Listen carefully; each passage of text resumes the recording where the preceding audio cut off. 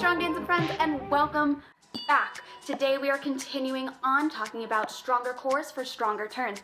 This exercise that we're going to talk about today is amazing whether you're looking for a rock solid six-pack or an unshakably stable core when you're doing your pirouettes. You're going to want to pay attention to what we're talking about today. I love this movement. It is so dynamic. You can use it for any age. It can be progressed or regressed depending on where you're at in your training and in your strength. So let's jump right in.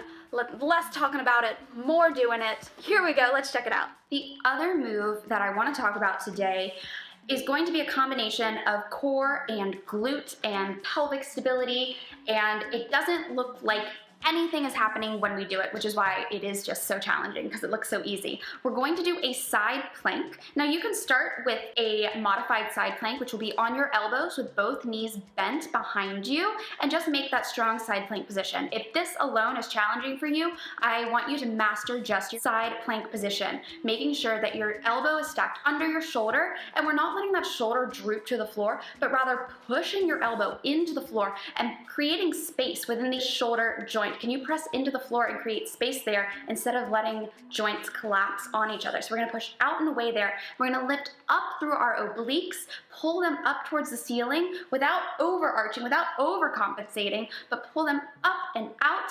And now, if you're doing all of that, you're gonna start to feel the little muscle on the side of your butt and hip, your glute medius, start to fire. This is a really important hip stabilizer muscle. This is our turnout muscle. We need this muscle to help keep our pelvis from rocking side to side when we're turning. So that's our half side plank. We can obviously extend it to a full side plank. And then from here, this is today's challenging move that I love, that I think every dancer and dance educator should be incorporating.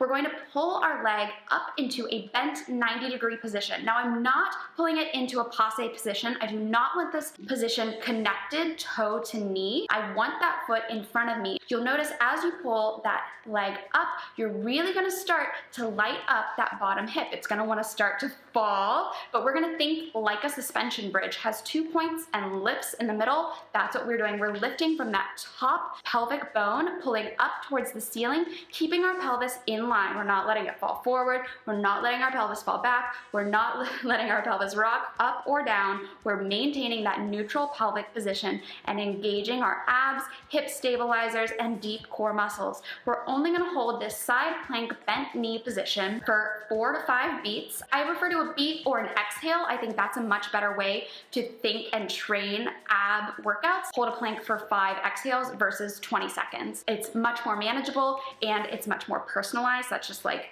a quick tip for training yourself or training your dancers. It also teaches you to incorporate your breath in your ab training as opposed to just relying on time or relying on tempo. This is our hip isometric. Try to do 5 exhales on each side. All right, my friend, that wraps it up for our core series here. Remember, this is a strength series on how to get stronger pirouettes and better rotations from the ground up. We've already started with feet and ankles, knees and hips, and this was our core series. If you'd like to see the entire series along with more exercises and bonus material, who loves a bonus, go ahead and check the description below and it will take you to the full 5-day turn course. I'll see you there.